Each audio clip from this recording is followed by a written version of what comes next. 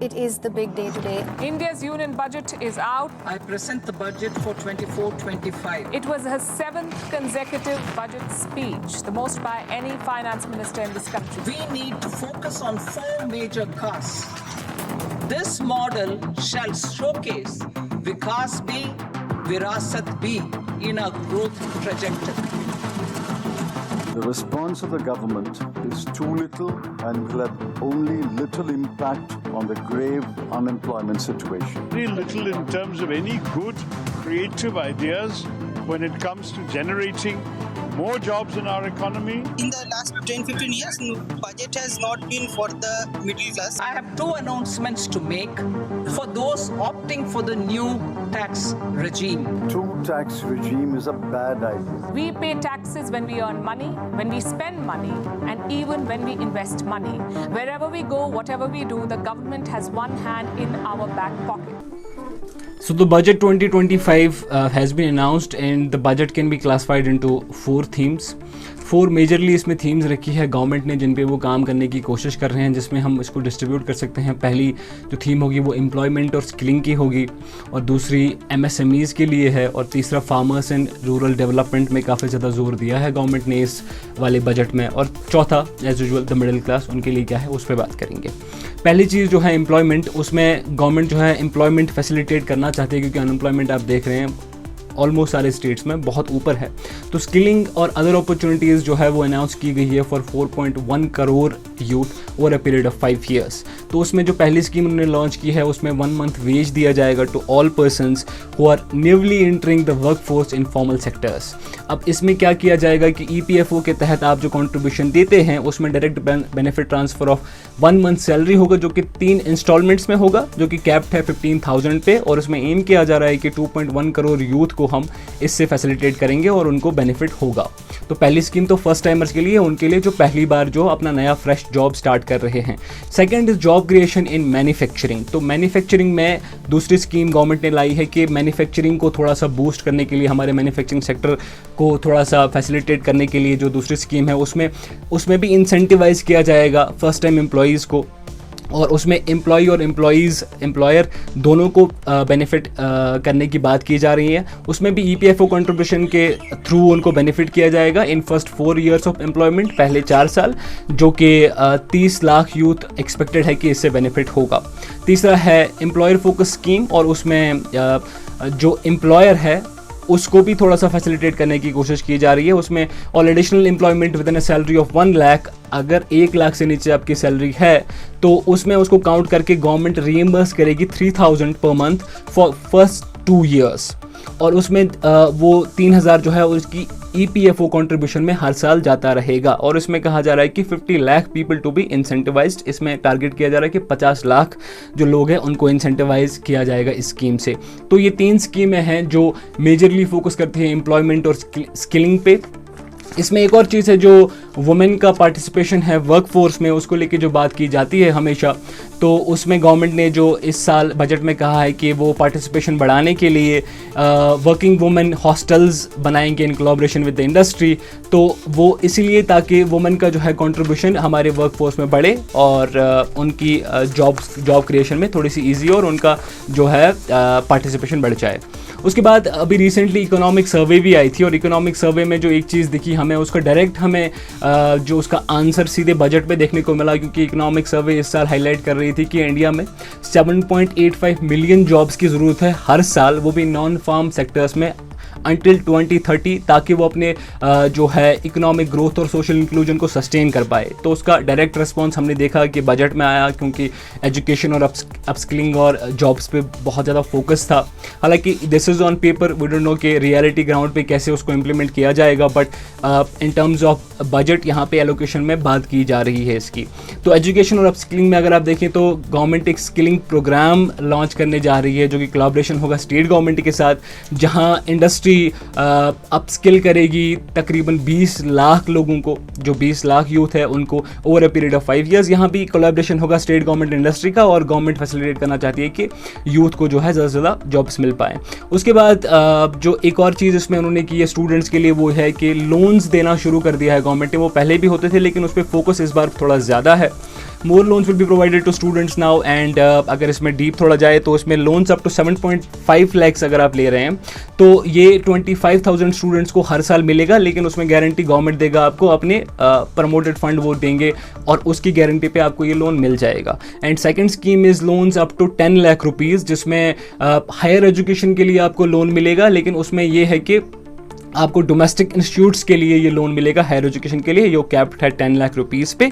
तो इसमें गवर्नमेंट जो है ई वोचर्स के थ्रू 1 लाख स्टूडेंट्स को एम किया जा रहा है कि इस पे बेनिफिट होगा, और इसमें with an annual interest subversion of 3%। तो एनुअल सबवर्जन मैं आपको बता दूं, एनुअल सबवर्जन का सिंपल सा मतलब है कि अगर आपको नॉर्मल लोन जो है 10% मान लीजिए इंटरेस्ट रेट पे मिल रहा है, तो एनुअल इंटरेस्ट सबवर्जन जब उसका 3% होगा तो आपका जो लोन बनेगा वो 7% इंटरेस्ट रेट पे बनेगा, क्योंकि 3% जो गवर्नमेंट है वो आपको डिस्काउंट दे रही है आपके इंटरेस्ट पे।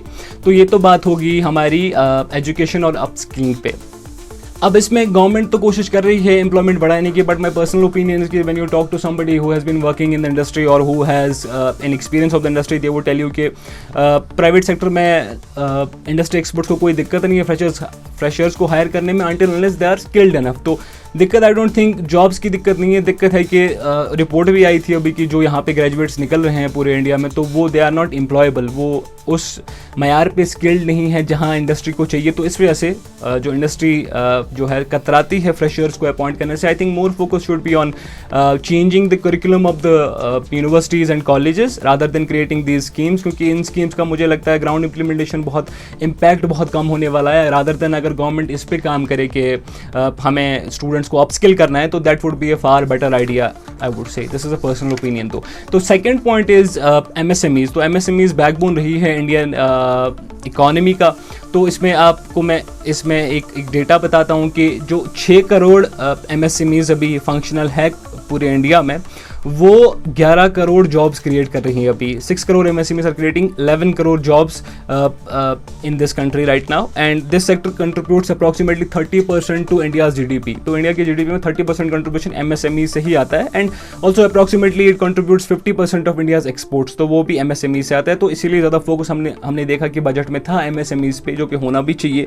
तो पहली चीज़ उसमें उन्होंने लॉन्च की थी credit guarantee scheme, which is MSMEs in manufacturing, जो है जो मैन्युफैक्चरिंग सेक्टर में जो MSMEs है उनको टर्म लोन्स दिए जाएंगे ताकि वो मशीनरी और इक्विपमेंट अपना परचेज कर सकें, और उसके लिए कोलैटरल और थर्ड पार्टी गारंटी की उनकी ज़रूरत नहीं पड़ेगी। अब तो थर्ड पार्टी गारंटी या कोलैटरल के बगैर भी अब MSMEs को जो है लोन्स मिलेंगे ताकि वो मशीनरी परचेज कर सके और इक्विपमेंट परचेज कर सके। तो MSMEs के लिए बहुत बड़ी राहत है इसमें।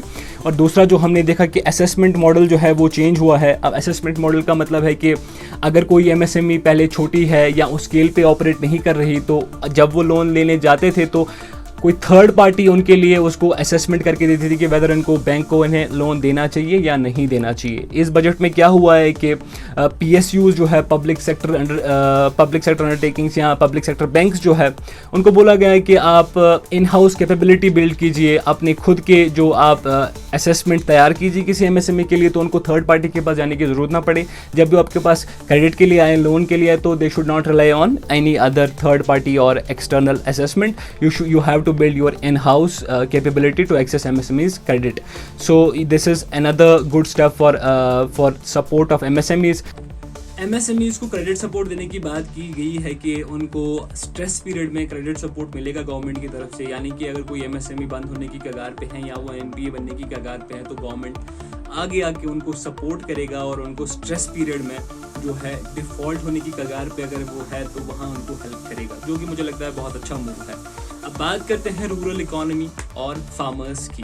तो रूरल इकोनॉमी और फार्मर्स में अगर हम देखें तो इसमें बहुत ज़्यादा फोकस है अब की बार इस बजट में, क्योंकि हमने देखा था जो एग्रीकल्चर एलोकेशन था लास्ट ईयर वो था 11.31 लाख करोड़, और इस साल उसको बढ़ा के 1.52 लाख करोड़ कर दिया गया है फाइनेंशियल ईयर 25 में, जो कि सिग्निफिकेंट इंक्रीज है। 8% का इंक्रीज हाइक है इसमें। और रूरल स्पेंडिंग को भी अगर हम देखें तो उसमें भी हमें इंक्रीज देखने को मिला है, जो कि ऑलमोस्ट 10% इंक्रीज हुआ है उसमें, जो कि अभी है 2.66 लाख करोड़। तो एग्रीकल्चर में उन्होंने कहा है कि पहली चीज़ हम 109 हाई यील्डिंग और क्लाइमेट रेजिलिएंट क्रॉप्स को इंट्रोड्यूस करेंगे।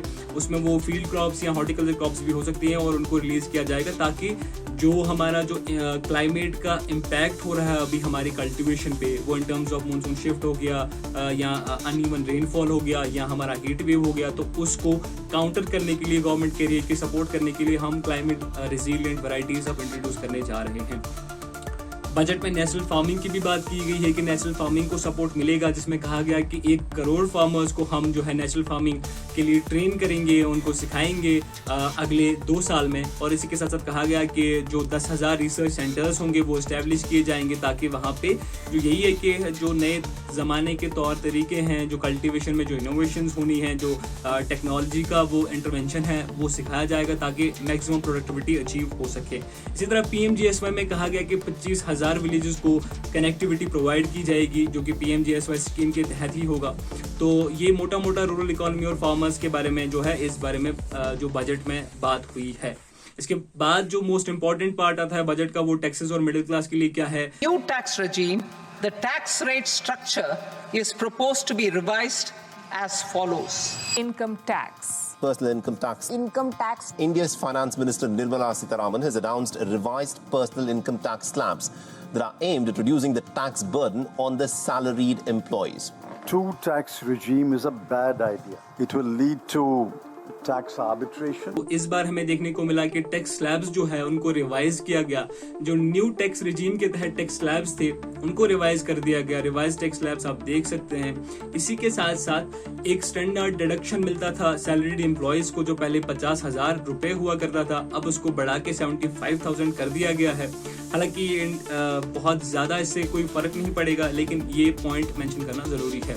लेकिन इसमें जो सबसे बड़ी बात है जिसके लिए क्रिटिसाइज हुआ है ये वाला बजट, वो है हमारा कैपिटल गेन्स टैक्स। अब कैपिटल गेन्स टैक्स में आपको बताऊं कि आप कोई फाइनेंशियल एसेट अगर लेते हैं, उसको कुछ टाइम के लिए होल्ड करते हैं, फिर उसको बेचते हैं, उस पे आपको जो प्रॉफिट बनता है, तो उस प्रॉफिट का कुछ हिस्सा आपको टैक्स में देना पड़ता है। इसी तरह short term capital gains tax होता है, long term capital gain tax होता है। इसका मतलब कि आप कितने टाइम तक वो फाइनेंशियल एसेट होल्ड कर रहे हैं। तो short term capital gains tax जो पहले 15% हुआ करता था, वो अब 20% हो गया है। और long term capital gain tax पहले जो 10% था, अब वो 12.5% हो गया है। तो इसमें दिक्कत वाली बात यह है कि इंडियन मिडिल क्लास अगर कहीं स्टॉक मार्केट से लेवरेज करने की कोशिश करा था, वहाँ से थोड़ा अपना पैसा जो है बनाने की कोशिश करा था, वहाँ अभी दिक्कत हो सकती है, क्योंकि हमारा टैक्स जो है वो इंक्रीज हो चुका है, शॉर्ट टर्म भी और लॉन्ग टर्म कैपिटल टैक्स भी। तो इसी के साथ साथ बात करते हैं फाइनेंशियल डेफिसिट की। फाइनेंशियल डेफिसिट का अगर मैं मोटा मोटा आपको मतलब बताऊं कि फाइनेंशियल डेफिसिट ये होता है कि अगर गवर्नमेंट के पास मान लीजिए 100 रुपए हैं खर्च करने के लिए, जो उनके पास टैक्स और नॉन टैक्स रेवेन्यू से आ रहा है, उसके बाद अगर वो 120 रुपए खर्च करते हैं, तो 20 रुपए उनका एडिशनल उनको कहीं से मैनेज करना है। यूजुअली वो होता है या तो बॉन्ड से लेंगे या तो बोरोइंग से लेंगे, तो वो 20% आपका फिस्कल डेफिसिट हो गया। अब फिस्कल डेफिसिट हमारा 2021 में शूट अप हो चुका था, बहुत ऊपर गया था, जो कि 9.2% पर चला गया था, obviously because of lockdown and Covid. तो उसके बाद गवर्नमेंट ने कंटिन्यूअसली इस पे कोशिश की कि इसको नीचे लाया जाए। जिस तरह हमने देखा कि 2022 में फिर ये 6.7 पे आया, 2023 में 6.4, 2024 में 5.6 और फाइनेंशियल ईयर 25 में इसको 4.9 पे लाया गया है। आइडियली इसको हम रखते हैं कि ये हमारा 3% ऑफ जीडीपी होना चाहिए, लेकिन सिग्निफिकेंटली हम देख रहे हैं कि इसमें डिक्रीज देखने को हमें मिला है। तो जितना ये नंबर कम हो, उतना गवर्नमेंट और कंट्री के लिए अच्छा होता है। तो स्टेट एलोकेशन की अगर बात की जाए, तो स्टेट एलोकेशन में हमने देखा कि इसमें भी बहुत क्रिटिसिज्म गवर्नमेंट को देखने को मिला कि उन्होंने अपनी गवर्नमेंट बचाने के लिए अपने गवर्नमेंट के कोalition के स्टेक होल्डर्स को उन्होंने ज्यादा एलोकेशन दी है। जैसे हमने देखा आंध्र प्रदेश के मामले में और बिहार के मामले में, आपने देखा कि कोalition पार्टनर्स आंध्र प्रदेश से इनके चंद्रबाबू नायडू बनते हैं और बिहार से नीतीश कुमार। तो आंध्र प्रदेश के लिए 15,000 करोड़ जो है उनकी न्यू कैपिटल बनाने के लिए एलोकेट हुए। इसके अलावा भी बहुत सारे उनको ग्रांट्स और एड्स दिए गए हैं। और बिहार के लिए उन्होंने इसी तरह 26,000 करोड़ उनके रोड प्रोजेक्ट्स के लिए और 21,000 करोड़ उनके पावर प्रोजेक्ट्स के लिए एलोकेट किए हैं। इसके अलावा भी उनको अदर ग्रांट्स और एड्स मिले। तो पूरा अगर इसको बजट को समराइज करने की कोशिश करें, तो मोटा मोटा इसमें यह है कि मिडिल क्लास के लिए कोई ज़्यादा रियायत है नहीं, और जो गवर्नमेंट है वो फोकस कर रही है रूरल इकोनॉमी पे, सस्टेनेबल डेवलपमेंट की तरफ भी थोड़ा सा रुझान है, और गवर्नमेंट कोशिश कर रही है कि रिन्यूएबल एनर्जी पे उनका फोकस बढ़े और उसमें वो थोड़ा सा प्रोडक्टिविटी इंक्रीज करे। तो अगर आप अभी तक इस वीडियो को देख रहे हैं, तो अपना फीडबैक इस बजट के बारे में, इस वीडियो के बारे में आप कमेंट बॉक्स में डाल सकते हैं। Thank you so much for watching this video. I will see you in the next one. Till then, good bye.